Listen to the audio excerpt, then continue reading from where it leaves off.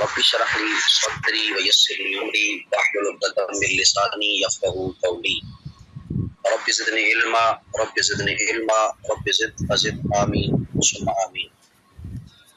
اللهم صل على سيدنا ومولانا محمد بعدد كل ذرة مئة ألف مرة وعلى آله وأزواجه وآبائه وصحبه وبارك وسلم عليه. السلام علیکم ورحمۃ اللہ وبرکاتہ. آج ہم اللہ تعالیٰ کے فضل و کرم سے سورہ یوسف کا چھٹا رکوع پڑھیں گے. اس رکوع میں اس خواب کا ذکر ہے جو بادشاہ نے دیکھا، اور اس میں حضرت یوسف علیہ السلام کی تعبیر کو بیان کرنا، اس خواب کا حل بتانا، اور پھر آپ کا جو ہے گلہ شکوہ نہ کرنا، اور پھر آپ کا رہا ہو جانا، اور آپ کو پھر مقام ملنا، اس جو ہے وہ رکوع کے اندر اور اس شیخل رکوع کے اندر جو ہے وہ چیزیں شامل کی گئی ہیں. آج ہم دیکھتے ہیں کہ ہمارے لیے اس میں جو ہے وہ کیا سبق جو ہے وہ موجود ہے، اور اس واقعے سے ہمیں کیا سیکھنا ہے اور کیا ہمیں سکھایا جا رہا ہے. ہم غور کرتے ہیں. اللہ تعالیٰ ہمارے لیے قرآن پاک کا فہم آسان فرمائے، اور ہمارے لیے جو ہے وہ اس کے قیمتی موتی جو ہے آسان فرمائے، اور رسائی ان تک جو ہے وہ ہمیں پہنچائے، ہم آسانی کے ساتھ ان موتیوں کو حاصل کر سکیں. آغاز کرتے ہیں.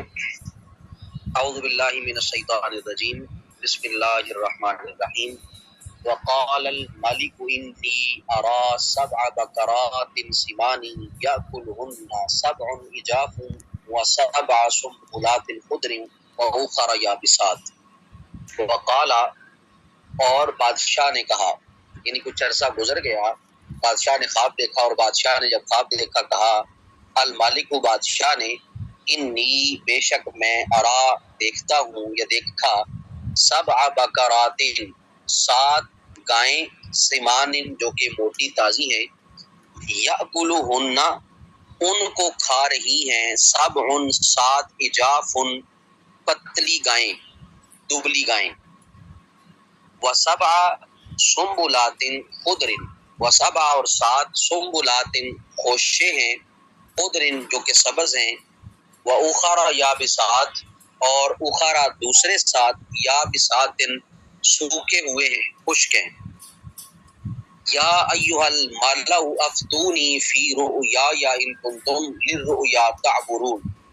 یا ایھا الملأ، اے میرے درباریوں، افتونی مجھے بیان کرو، مجھے فتویٰ دو، فی رؤیا میرے خواب کے معاملہ میں، ان کنتم اگر تم ہو، للرؤیا خوابوں کے لیے، تعبرون تعبیر بتانے والے. آیت نمبر 43 جو ہے وہ مکمل ہوتی ہے. با محاورہ ترجمہ ہم دیکھتے ہیں. اللہ تعالیٰ نے ارشاد فرمایا، اس واقعے کا ذکر کیا، اور کچھ عرصہ بعد ایک روز بادشاہ نے کہا کہ میں خواب میں کیا دیکھتا ہوں کہ 7 گائیں ہیں موٹی تازی، کھا رہی ہیں انہیں 7 دبلی گائیں، اور 7 سبز خوشے ہیں، اور دوسرے 7 خشک اور سوکھے ہیں. اے درباریوں، بتاؤ مجھے میرے خواب کی تعبیر اگر تم خوابوں کی تعبیر بتایا کرتے ہو. وہ اللہ تعالیٰ نے جب حضرت یوسف علیہ السلام کو جیل سے رہائی دلانا چاہی تو آپ کے لیے ظاہری اسباب جو ہے وہ پیدا فرما دیے. بادشاہ ایک رات خواب دیکھتا ہے، کاہنوں کو، نامور نجومیوں کو، ذہین فتین لوگوں کو اپنے ارد گرد جمع کر لیتا ہے، خواب بیان کرتا ہے، تعبیر بتاؤ. بے شک وہ خوابوں کی تعبیر بتانے میں جو ہے وہ مہارت ضرور رکھتے تھے، لیکن جو کچھ آپ نے دیکھا ہے، یعنی بادشاہ کو کہتے ہیں جو کچھ آپ نے دیکھا ہے وہ خواب نہیں ہے، بلکہ آپ کے بکھرے ہوئے خیالات ہیں، جس کا ذکر آگے قرآن نے بھی کیا. قالو، اگلی آیت کی طرف بڑھتے ہیں. آیت نمبر 44 میں ارشاد فرمایا، قالو انہوں نے کہا، ادغاث احلام، یہ خواب پریشان ہیں. ادغاث پریشان، احلام خواب، یہ پریشان جو ہیں وہ خواب ہیں، یا ہم یوں کہہ سکتے ہیں یہ ملے جلے خیالات ہیں. یہ آپ کے ذہن کی جو ہے وہ اختراع ہے، آپ کے ذہن میں مختلف خیالات ہیں، ان خیالات سے جو ہے وہ خواب بنے ہیں. قالوا ادغاث احلام، اور وہ کہنے لگے کہ یہ خواب پہ پریشان ہیں، ملے جلے آپ کے خیالات ہیں. وما نحن بتاویل، وما نحن اور ہم نہیں ہیں بتاویل تعویل بتانے والے، الاحلام خوابوں کی، بعالمین یعنی جاننے والے۔ تو یہاں پر انہوں نے ذکر کیا وما نحن بتاویل الاحلام بعالمین۔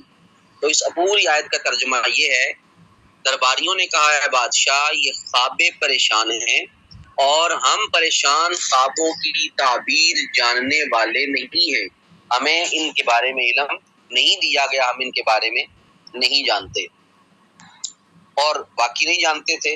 اب یہاں سے جو سلسلہ شروع ہونے والا ہے، اب حضرت یوسف کی عظمت کا اعلان ہونے والا ہے۔ وقال الذی نجا منہما وادکر بعد امۃ انا انبئکم بتاویلہ فارسلونی۔ وقال اور اس بندے نے کہا، الذی جس کو نجات ملی یا جو بچ گیا تھا، منہما ان دو قیدیوں میں سے جنہوں نے خواب دیکھا تھا حضرت یوسف کی تعبیر بتانے کے بعد، وذکر اب اسے جو ہے وہ یاد آئی، بعد امتن ایک عرصہ کے بعد، انا انبئکم میں تمہیں جو ہے وہ بتلاتا ہوں، میں تمہیں بیان کرتا ہوں، بتاویلی اس کی تعبیر، اس کی تعویل، فارسلونی مجھے جانے دیجئے، مجھے بھیجیے۔ آیت نمبر 45 کا آپ نے لفظی ترجمہ جو ہے وہ سماعت کیا، آپ اس کا بامحاورہ ترجمہ کریں گے تاکہ بات مزید واضح ہو جائے۔ اور اس وقت بولا وہ شخص جو بچ گیا تھا ان دو قیدیوں میں سے، اور اب اسے یوسف کی یاد آئی ایک عرصہ گزرنے کے بعد، میں بتاتا ہوں تمہیں اس خواب کی تعبیر، مجھے قید خانے تک جانے دیجیے۔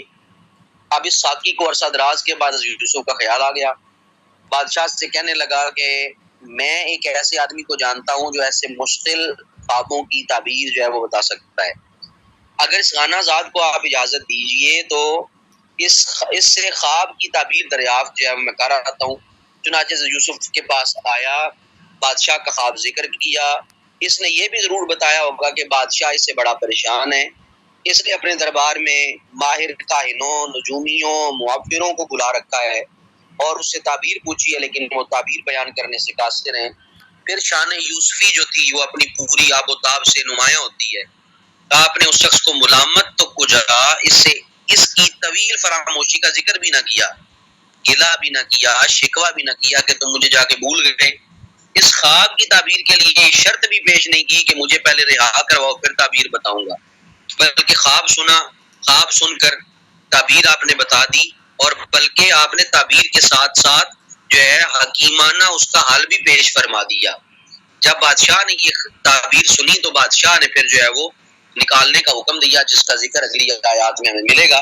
آیت نمبر 46 میں ارشاد فرمایا، یوسف ایھا الصدیق افتنا فی 7 بقرات سمان یاکلہن 7 عجاف و7 سنبلات خضر واخر یابسات۔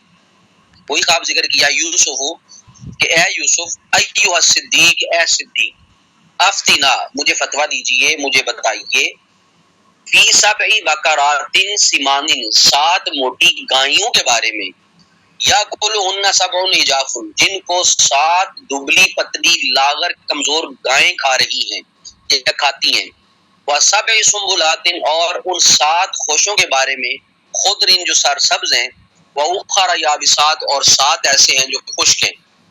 اس خواب کے بارے میں بتائیے۔ لعلی ارجع الی الناس لعلہم یعلمون، لعلی تاکہ میں ارجع واپس جاؤں، لوٹ جاؤں، الی الناس لوگوں کی طرف، لعلہم یعلمون شاید کہ وہ جان لیں، شاید کہ وہ علم والے ہو جائیں۔ محاورہ ترجمہ یہ ہے، اے یوسف اے صدیق بتائیے ہمیں اس خواب کی تعبیر کہ 7 موٹی تازہ گائیں ہیں، کھا رہی ہیں انہیں 7 لاغر گائیں، اور 7 خوشے ہیں سرسبز اور دوسرے 7 خوشے خشک، تاکہ میں آپ کا جواب لے کر واپس جاؤں لوگوں کی طرف، شاید کہ وہ آپ کے علم و فضل کو جان لیں۔ لعلکم یعلمون کا یہاں پہ معنی یہ ہے ان کو خواب جاننے سے غرض نہیں ہے، بادشاہ پریشان ہے، بادشاہ کی پریشانی ہے، بادشاہ کو جاننے سے غرض ہے یہ کیا ہے، لیکن جو باقی لوگ تھے ارد گرد کے انہیں پتہ چل جائے، وہ خواب کے بارے میں بھی جان لیں، انہیں پتہ چل جائے یہ خواب بتانے والا کتنے علم و فضل کا مالک ہے، اللہ نے اس پر کتنا جو ہے وہ فضل فرمایا ہوا ہے۔ ہم ان کی تشریح جو ہے وہ ایک مختصر انداز میں بھی آپ کے سامنے بھی پیش کرتے ہیں کہ اس کا نتیجہ کیا نکلتا ہے، خلاصہ کیا نکلتا ہے۔ آیت نمبر 47 کی طرف ہم بڑھتے ہیں. خواب بیان ہو گیا. قال تزرعون 7 سنین دابا. قال حضرت یوسف علیہ السلام نے فرمایا تزرعون تم کاشت کرو گے 7 سنین 7 سال تک دابن. دابن کہتے ہیں دستور کے مطابق لگاتار یا حسب دستور لگاتار. قال تزرعون 7 سنین دابن. آپ نے فرمایا کہ تم کاشت کرو گے 7 سال تک حسب دستور. فما حصدتم فذروه في سنبله الا قليلا مما تاكلون. فما حصدتم تو جو تم کاٹو گے فذروه اسے رہنے دو فی سنبله ان کے خوشوں میں الا قلیلا مگر تھوڑا سا مما اس میں سے تاکلون تم کھا لو. آپ نے فرمایا کہ تم کاشت کرو گے 7 سال تک حسب دستور تو جو تم کاٹو گے اسے رہنے دو خوشوں میں مگر تھوڑا سا ضرورت کے لیے نکال لو جسے تم کھا لو. ثم یاتی من بعد ذلك 7 شداد یاکلن ما قدمتم لهن الا قلیلا مما تحسنون. ثم پھر یاتی آئیں گی من بعد اس کی ذالک اس کے بعد 7 7 شداد بہت سخت یاکلن کھا جائیں گی ما قدمتم جو ذخیرہ تم نے پہلے جمع کر رکھا ہے جو تم نے آگے بھیجا ہے جو تم نے ذخیرہ کر رکھا ہے جمع کیا ہوا ہے لہن ان کے لیے الا مگر قلیلا تھوڑا سا مما اس میں سے تحسنون تم محفوظ کر لو گے. فرمایا پھر آئیں گے اس خوشحالی کے بعد 7 سال بہت سخت کھا جائیں گے جو ذخیرہ تم نے پہلے جمع کر رکھا ہوگا ان کے لیے مگر تھوڑا سا جو تم محفوظ کر لو. یعنی جو ہے وہ سالی کا آغاز ہوگا سختی آنا شروع ہو جائے گی اور پھر جو ہے وہ ذخائر ختم ہونا شروع ہو جائیں گے جو تم نے محفوظ کیا ہوا ہے تم پھر جو ہے وہ اسی کو کھانا شروع کر دو گے اور تمہارے پاس بالکل تھوڑا سا جو ہے وہ رہ جائے گا. ثم یاتی من بعد ذلک عام فیہ یغاث الناس وفیہ یعصرون. ثم یاتی پھر آئے گا من بعد ذلک اس عرصہ کے بعد عام ایک ایسا سال فیہ جس میں یغاث الناس برسایا جائے گا لوگوں کے لیے می کو بارش کو یغاسو برسایا جائے گا بارش برسائی جائے گی یا ناسو لوگوں کے لیے وفیہ یاسرون اور اس سال وہ پھلوں کا رس نکالیں گے وہ نچوڑیں گے. پھر آئے گا اس عرصہ کے بعد ایک سال جس میں می برسایا جائے گا لوگوں کے لیے اور اس سال وہ پھلوں کا رس نکالیں گے. آیت نمبر 49 بھی ہماری جو ہے وہ مکمل ہوتی ہے اور اللہ کے فضل سے ہم نے 6 رکوع جو ہے وہ مکمل کر لیے ہیں. اب تھوڑی سی آپ توجہ دیں اب اس سے ہمیں کیا کیا چیز جو ہے وہ سمجھ آتی ہے. یعنی جو میری ابھی عقل کام کرتی ہے میں غلط نہ ہوں اللہ تعالیٰ مجھے معاف فرمائے اگر میں کوئی لغزش کرتا ہوں تو اگر میں اپنی رائے کا اس میں اظہار کر رہا ہوں تو اللہ تعالیٰ پھر بھی مجھے معاف فرمائے. جو چیز میرے ذہن میں ابھی آ رہی ہے یا جو مجھے اس سے سمجھ جو ہے وہ آ رہی ہے وہ میں آپ سے شیئر کرنا چاہ رہا ہوں. اللہ تعالیٰ جو ہے وہ مجھے صاحب الرائے بنائے میری رائے کو جو ہے وہ درست بنائے اور میں ہر قسم کی قرآن پاک میں غلطی سے محفوظ رہوں.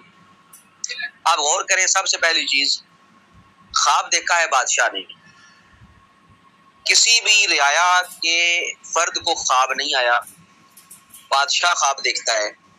عزیز مصر کو خواب نہیں آیا اس کے ماتحت لوگوں کو خواب نہیں آیا کسی سپاہی کو خواب نہیں آیا یا جو ہے وہ سپاہ سالار کو خواب نہیں آیا کسی کو خواب نہیں آیا بادشاہ کو خواب آیا. اب اس خواب میں کیا تھا؟ خواب میں پریشانی کا اظہار تھا. ایک عجیب اور غریب قسم کا خواب تھا جس میں وہ کیا دیکھتا ہے 7 گائیں یعنی عروج دیکھ رہا ہے ترقی دیکھ رہا ہے خوشحالی دیکھ رہا ہے اور تر و تازگی دیکھ رہا ہے. پھر اس خوشحالی اس تر و تازگی اس عروج اس ترقی کو اچانک جو ہے وہ زنگ لگنا شروع ہوتا ہے اور اللہ کی قدرت ایسی دیکھیں اللہ کی کرنی دیکھیں کہ وہی خوشحالی جو ہے وہ خشک سالی کا شکار ہو جاتی ہے. انہی موٹی تازی گائیوں کو جن پہ وہ فخر کرتا تھا ان کو ایک دبلی پتلی لاغر گائیں جو ہیں وہ کھانا شروع کر دیتی ہیں. پھر خوشے سرسبز نظر آتے ہیں ہریالی نظر آتی ہے ہر طرف اللہ کا کرم اور فضل نظر آتا ہے. اور پھر کیا دیکھتا ہے کہ اگلے جو خوشے ہیں وہ خشک ہیں. اب اس کے لیے پھر یہ پریشانی کا باعث تھا. کبھی اسی خواب کے اندر خوشحالی دیکھتا ہے خشک سالی دیکھتا ہے کبھی دیکھتا ہے کہ جو مال جمع کیا ہوا تھا وہ مال زیادہ تھا اس کو کمزور مال جو ہے وہ کھا رہا ہے. تو یہ چیزیں جب اس نے دیکھی تو یہاں پر نتیجہ یہ نکلا کہ آزمائش ہمیشہ جو ہے وہ بڑے کی جاتی ہے.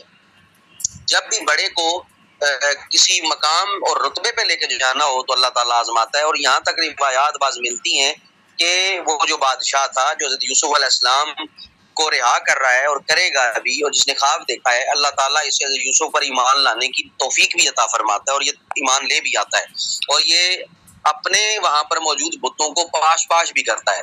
تو یہ اس پر امتحان تھا اور اس نے خواب دیکھا، وہ پریشان چیزیں تھیں، اللہ تعالیٰ نے اشارہ فرما دیا. اس کا مطلب اللہ تعالیٰ اپنی قدرت کاملہ سے اشارہ فرما دیتا ہے. ٹھیک ہے، اس کو آپ جو بھی نام دے دیں، اسے آپ جو ہے وہ وحی کا نام دیں. وحی جو ہے وہ خاص کر جو ٹرم بولی جاتی ہے یہ نبیوں کے لیے بولی جاتی ہے. آپ الہام کہہ سکتے ہیں، اشارہ کہہ سکتے ہیں، اشارہ کر دیا، اشارہ ہو گیا. اب اس نے خواب دیکھا اور خواب دیکھ کر اپنے تمام تر مشیروں کو اکٹھا کیا. اس کا مطلب جب آپ کو کوئی پریشانی لاحق ہو تو آپ پہلے مشاورت کریں، مشورہ کریں، آج خود کوئی فیصلہ نہ لیں، مشورہ کریں. جو رائے آپ کو اچھی لگتی ہے اس رائے پر پھر آپ جو ہے وہ، اگر آپ مطمئن ہیں تو آپ اس رائے کو اختیار کریں، وگرنہ آپ تھوڑا سا سوچ سمجھ کے جو ہے وہ فیصلہ لیں. اس کے بعد جو رائے دینے والے انہیں بھی چاہیے کہ اگر انہیں اس چیز کے بارے میں علم نہیں ہے، وہ رائے درست نہیں دے رہے ہیں، یا وہ ان کی رائے جو ہے وہ انہیں لگتا ہے کہ غلط ہو جائے گی، تو انہیں چاہیے کہ وہ اپنا اعتراف کر لیں کہ ہم جو ہے وہ اس معاملے میں رائے نہیں دے سکتے، ہمیں اس چیز کا علم نہیں ہے. یہ بھی ہمارے لیے سبق ہے. پھر اس کے بعد آگے ایک اور چیز، اگر کسی بندے نے آپ سے کوئی کام کہا ہوا ہے، ٹھیک ہے، اگر کوئی بندہ آپ کو کام کہتا ہے اور آپ اسے کام کا وعدہ بھی کر لیتے ہیں،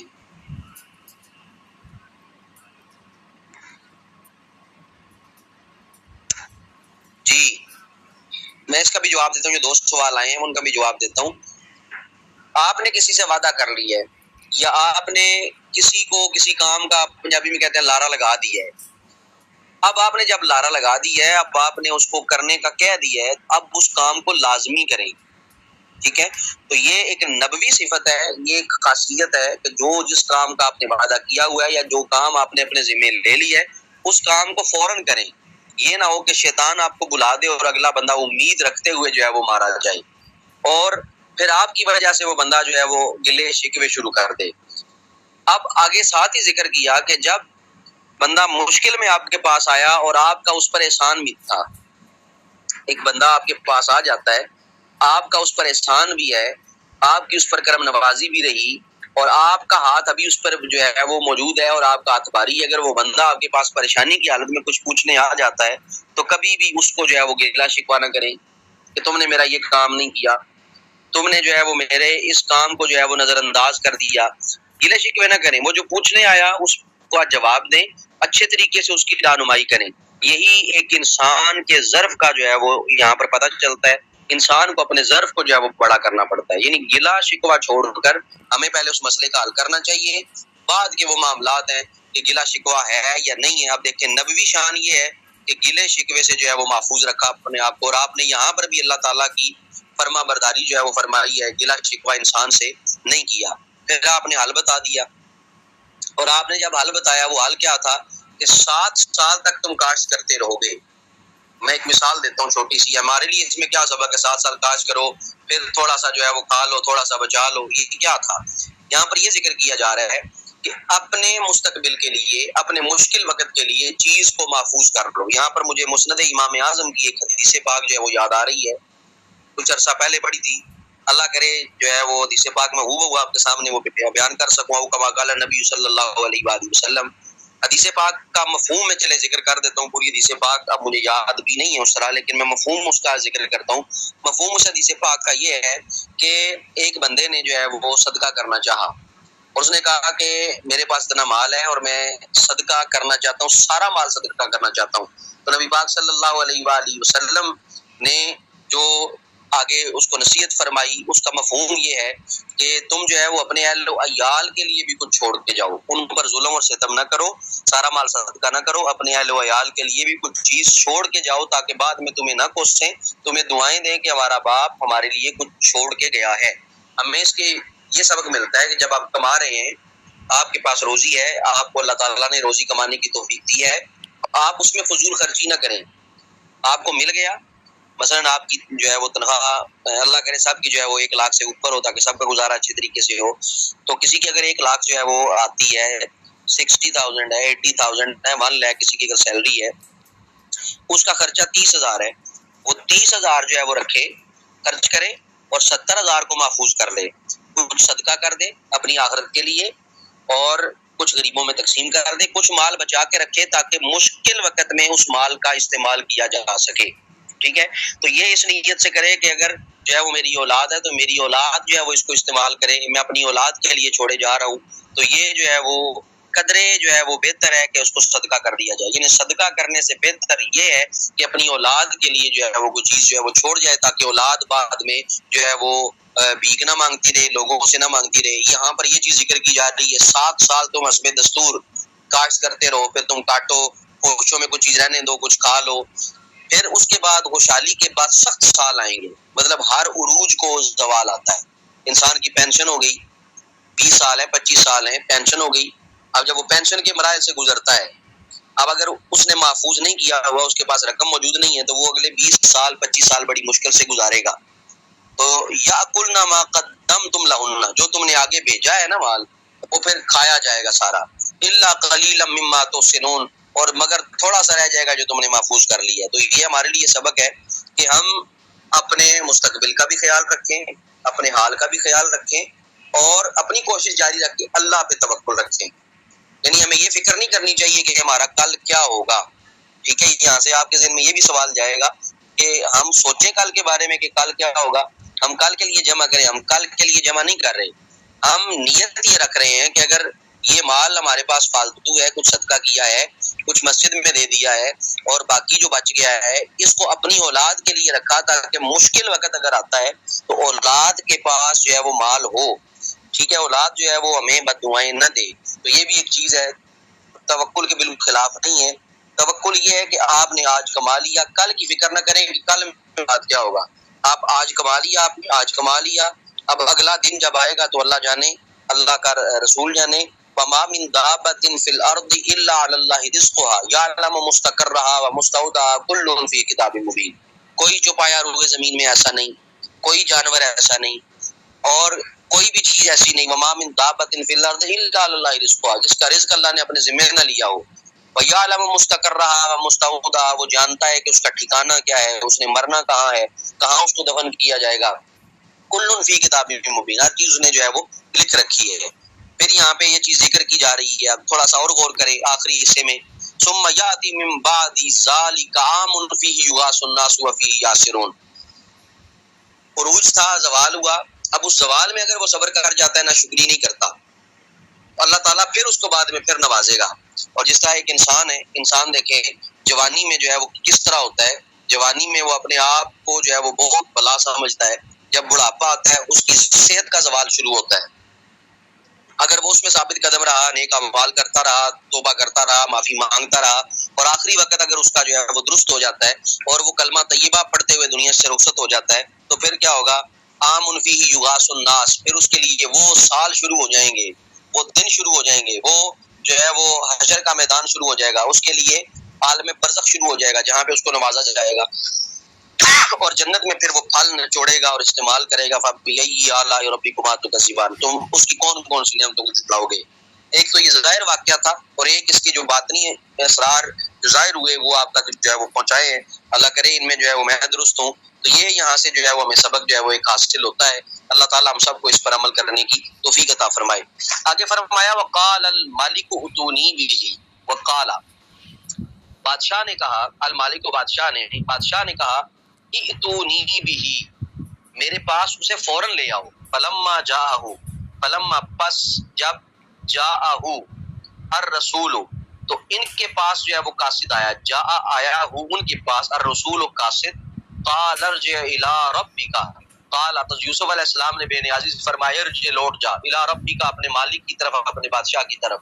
فاسألہ، تو اس سے سوال کر جا کے، ما بال النسوۃ اللاتی قطعن ایدیہن، ما بالو، حقیقت حال کیا تھی، النسوۃ، ان عورتوں کی، اللاتی، جنہوں نے، قطعن ایدیہن، جنہوں نے اپنے ہاتھوں کو کاٹ دیا تھا. ان ربی بکیدہن علیم، ان بے شک ربی، میرا پروردگار، میرا رب، بِقَیدِہِنَّ ان کے مکر و فریب سے علیم خوب آگاہ تھا۔ اب آپ نے جو ہے وہ یہاں پر کمال جو ہے وہ تعبیر جو ہے وہ تدبیر فرمائی، اور جب وہ آ گیا، جب آپ نے تعبیر پیش کر دی، جب وہ آ کے آپ کو بادشاہ کو تعبیر بتاتا ہے، اور تعبیر سننے کے بعد بادشاہ کہتا ہے، یہ تعبیر سنتے ہی بادشاہ نے کہا فوراً لے آؤ انہیں میرے پاس۔ بس جب فرمان شاہی لے کر ان کے پاس قاصد آیا تو آپ نے فرمایا لوٹ جاؤ اپنے بادشاہ کے پاس اور اس سے پوچھو کہ حقیقت حال کیا تھی۔ ان عورتوں کی انہوں نے کاٹ دیے اپنے ہاتھ، بے شک میرا پروردگار تو ان کے مکر و فریب سے خوب آگاہ ہے۔ تقریباً 9 سال کا عرصہ قید و بند کی تکلیفیں جھیلتے ہوئے آپ نے گزار دیا تھا، اور وہ بھی بغیر کسی قصور کے۔ چاہیے تو یہ تھا کہ آپ کو رہائی کا مجدہ سنایا گیا تو خوشی سے پھولے نہ سماتے، جیل سے فوراً باہر تشریف لے آتے، لیکن آپ کی بلند ہمتی اور عالی ظرفی نے اس بات کو گوارا نہ کیا کہ آپ مشکوک حالت میں باہر آئیں۔ قاصد کو فرمایا میں اس وقت تک جیل سے نہیں نکلنے کے لیے تیار جب تک اس الزام کی تحقیق نہ کر لی جائے جو مجھ پہ عائد کیا گیا ہے۔ یہ اولوالعزمی صرف بندگان خدا ہی کو زیب دیتی ہے۔ انہوں نے سب سے پہلے اپنے اوپر الزام اتروایا اور پھر جو ہے وہ آپ جیل سے باہر تشریف لائے، اور پھر آپ نے دنیا کو بتایا کہ میں اللہ کا اولوالعزم جو ہے وہ پیغمبر ہوں۔ قال ما خطبکن اذ راوتن یوسف، قال تو بادشاہ نے پوچھا ما خطبکن، ما خطبکن کہ یہاں پر خطب کا معنی یہاں پر حالت ہے، معاملہ ہے، تو ہم یہاں پہ اس کا مناسب معنی یہ کریں گے کہ کیا معاملہ ہوا تھا تمہارا، ما خطبکن تمہارا کیا معاملہ ہوا تھا، اذ جب راوتن تم سب نے بہلایا یوسف حضرت یوسف علیہ السلام کو عن نفسی اپنی مطلب براری کے لیے، قلنا حاشا للہ ما علمنا علیہ من سوء، قلنا تو سب یک زبان بولی حاشا للہ، حاشا للہ، یعنی یہ جو ہے وہ بولا جاتا ہے جو ہے وہ قسم اٹھانے کے لیے، حاشا للہ یعنی اللہ کی قسم، ما علمنا علیہ من سوء، ما علمنا نہیں معلوم ہوئی علیہ اس پر ہمیں من سوء کسی قسم کی کوئی برائی۔ قالت امرأۃ العزیز الان حصحص الحق، قالت تو اب بولی امرأۃ العزیز عزیز کی بیوی یعنی زلیخا بولی الان اب حصحص الحق حق واضح ہو گیا، حق آشکارا ہو گیا، انا راودت عن نفسی میں نے اسے اپنے نفس کی طرف جو ہے وہ بہلایا پھسلایا، وانہ لمن الصادقین وانہ اور بے شک وہ لمن الصادقین سچا ہے، سچوں میں سے ہے۔ آیت نمبر 51 کا ترجمہ بھی جو ہے وہ سماعت فرمائیں۔ اب جب وہ معاملہ رکھا گیا بادشاہ کے سامنے، پھر بادشاہ نے ان عورتوں کو بلا لیا جنہوں نے اپنے ہاتھ کاٹے۔ اب جب بادشاہ نے دربار لگایا ان عورتوں کو بلایا اور کہا قال ما خطبکن اذ راوتن یوسف، بادشاہ نے ان عورتوں کو بلا کر پوچھا کیا معاملہ ہوا تمہارا جب تم نے یوسف کو بہلایا تھا اپنی مطلب براری کے لیے، تو بیک زبان بولی حاشا للہ نہیں معلوم ہمیں تو اس میں ذرا برائی، یعنی حضرت یوسف میں کوئی برائی نہیں تھی۔ عزیز کی بیوی کو وہ یا رائے ضبط نہ رہا، کہنے لگی اب تو اشکارا ہو گیا، میں نے ہی اسے پھسلانا چاہتا تھا اپنی مطلب براری کے لیے، بخدا وہ سچا ہے۔ ذالک لیعلم انی لم اخنہ بالغیب وان اللہ لا یہدی کید الخائنین۔ اب بہت پیارے جملے ہیں حضرت یوسف علیہ السلام کے جو قرآن پاک میں ذکر کیے، اس سے ہمارا 12واں پارہ جو ہے وہ مکمل ہو جائے گا، پھر ہم 13ویں پارے کی طرف بڑھیں گے اس آیت کے پڑھنے کے بعد۔ آیت نمبر 52 تک جو ہے وہ ہمارا 12واں پارہ ختم ہو جائے گا۔ ذالک اسی طرح، یا حضرت یوسف علیہ السلام نے کہا کہ اسی لیے کہا تھا لیعلم تاکہ جان لے انی لم اخنہ بالغیب کہ میں نے اس سے خیانت نہیں کی تھی غیر حاضری میں، انی بے شک میں نے لم اخنہ خیانت نہیں کی تھی اس سے یعنی بادشاہ سے، بالغیبی غیب میں غیر حاضری میں، وان اللہ لا یہدی کید الخائنین وان اللہ بے شک اللہ تعالیٰ لا یہدی ہدایت نہیں دیتا کید الخائنین دغا بازوں کی فریب کاری کو، یعنی خائن کہتے ہیں دغا باز کو اور قید کہتے ہیں فریب کاری کو۔ تو ارشاد فرمایا یہ حضرت یوسف علیہ السلام نے کہا کہ یہ میں نے اس لیے کہا تھا تاکہ عزیز جان لے کہ میں نے اس کی غیر حاضری میں خیانت نہیں کی، اور یقین اللہ تعالیٰ کامیاب نہیں ہونے دیتا دغا بازوں کی فریب کاری کو۔ تو آپ نے فرمایا میں نے اس لیے اس الزام کی تحقیق کرانا ضروری سمجھا کہ عزیز مصر کو پوری طرح اطمینان ہو جائے کہ میں احسان فراموش نہیں ہوں، میں نے کسی خیانت کا ارتکاب نہیں کیا۔ اس کی بیوی نے جو ناپاک الزام لگایا تھا میں اسے رائی برابر بھی جو ہے وہ اس میں کوئی صداقت نہیں ہے۔ تو رات میں بھی یہ واقعہ جو ہے وہ مذکور ہے کہ مقام رسالت کی جن رفتوں کو کا پتہ قرآن حکیم کا کے بیان سے چلتا ہے ان کا وہاں جو ہے وہ نام و نشان تک آپ کو بائبل میں نہیں ملے گا۔ کتاب پیدائش کی میں نے آپ کو باب نمبر 39 کی آیت نمبر 40 بھی بھیجی تھی، تو وہاں پر باقاعدہ حضرت یوسف علیہ السلام پر جو ہے وہ الزامات لگائے گئے، اور قرآن دیکھیں کتنے پیارے انداز سے حضرت یوسف علیہ السلام کی برات کا اعلان کرتا ہے۔ جب یہ آپ نے جملے ذکر کر دیے، پھر آپ نے جو ہے وہ اگلے جملے ارشاد فرمائے۔ پارہ نمبر 13 کی آیت نمبر پہلی ہے، اور اس سورہ یوسف کی آیت نمبر 53 ہے۔ فرمایا وما ابرئ نفسی ان النفس لامارۃ بالسوء الا ما رحم ربی وما ابرئ، واو اور ما ابرئ بے قصور نہیں، نفس کی برات نہیں، نفسی یعنی میرے نفس کی، میں اپنے نفس کی برات نہیں کرتا۔ ان النفس لامارۃ بالسوء، ان النفس بے شک نفس لامارۃ بالسوء جو نفس امارہ ہے، یہ کیا کرتا ہے؟ بالسوء برائی کا حکم دے رہا، امارۃ بالسوء یعنی برائی کا حکم دیتا ہے۔ الا مگر ما رحم ربی، جو میرے رب، جس پر میرا رب جو ہے وہ رحم فرمائے۔ ان ربی غفور رحیم، بے شک یقیناً میرا رب غفور اور رحیم ہے۔ اس آیت کا ترجمہ یہ ہے، اور میں اپنے نفس کی برات کا دعویٰ نہیں کرتا۔ بے شک نفس تو حکم دیتا ہے برائی کا، مگر وہی بچتا ہے جس پر میرا رب رحم فرما دے۔ یقیناً میرا رب غفور اور رحیم ہے۔ اب یہاں پر غور کریں، نفس کا ذکر کیا۔ نفس تین طرح کے ہیں، نفس امارہ، نفس لوامہ اور نفس مطمئنہ، اور تینوں کا ذکر جو ہے وہ قرآن پاک میں موجود ہے۔ نفس امارہ برائی کا حکم دیتا ہے، نفس لوامہ برائی ہو جانے کے بعد انسان کو ملامت کرتا ہے کہ تم نے یہ غلط کام کیا، توبہ کی طرف لے کے آتا ہے۔ اور نفس مطمئنہ وہ ہوتا ہے جس سے رب راضی ہو جاتا ہے، یا تو النفس المطمئنہ ارجعی الی ربک راضیۃ مرضیہ فادخلی فی عبادی وادخلی جنتی، اے نفس مطمئنہ لوٹ جا اپنے رب کی طرف، وہ تجھ سے راضی، تجھ سے راضی، اس کی جنت میں جو ہے وہ داخل ہو جا۔ یہ جو ہے وہ ہر ایک نیک نفس مطمئن کو اس کے مرتے وقت جو ہے وہ یہ مجدہ حضرت ملک الموت سنائیں گے، یا ایتھا النفس المطمئنہ، اے نفس مطمئنہ ارجعی الی ربک راضیۃ مرضیہ، لوٹ جا اپنے رب کی طرف، وہ تجھ سے راضی ہے، تجھ سے راضی ہے۔ تو یہ تین نفس کی جو ہے وہ اقسام ہے۔ تو یہاں پر نفس امارہ کا ذکر کیا گیا جو برائی ہی کا حکم دیتا ہے۔ تو یہاں پر آگے ذکر کیا اگلی آیت میں، آیت نمبر 54 میں، وقال الملک اوتونی به استخلصه لنفسی، وقال اور بادشاہ نے کہا، المالک یعنی بادشاہ نے کہا، ایتونی به انہیں میرے پاس لے آؤ، استخلصه میں نے خالص کر لوں گا، لنفسی اپنی ذات کے لیے، میں نے اپنی ذات کے لیے چن لوں گا۔ فلما کلمہ قال انک اليوم لدینا مکین امین، فلما جب کلمہ اس نے آپ سے کلام کیا، گفتگو کی، قال تو کہا، انکا بے شک آپ، الیوم آج سے، لدینا ہمارے ہاں، مکین جو ہے وہ بڑے محترم ہیں، امین اور امانت دار ہیں، بڑے محترم ہیں اور قابل اعتماد درباری ہیں۔ آیت نمبر 54 کا ترجمہ یہ ہوا، اور بادشاہ نے حکم دیا کہ لے آؤ اس سے میرے پاس، میں چن لوں گا انہیں اپنی ذات کے لیے۔ پھر جب اس نے آپ سے گفتگو کی اور مطمئن ہو گیا تو کہا، آپ آج سے ہمارے ہاں بڑے ہی محترم ہیں اور قابل اعتماد درباری ہیں۔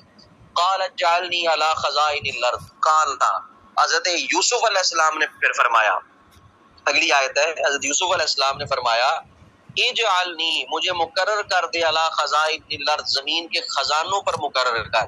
اگر تیرا درباری مجھے بننے میں کوئی شوق نہیں ہے، لیکن مجھے تو کیا کر، خزانوں پر جو ہے وہ حاکم بنا دے، خزانوں کا جو ہے وہ مالک بنا دے، مقرر کر دے۔ انی حفیظ علیم، بے شک میں حفاظت کرنے والا ہوں اور ماہر ہوں، جاننے والا ہوں۔ یعنی یہاں پر علیم کا معنی ہے ماہر ہوں، یعنی معاشی مسائل کو میں جاننے والا ہوں، ان کا میں ماہر ہوں، ٹھیک ہے، یعنی بہترین اکانومسٹ ہوں۔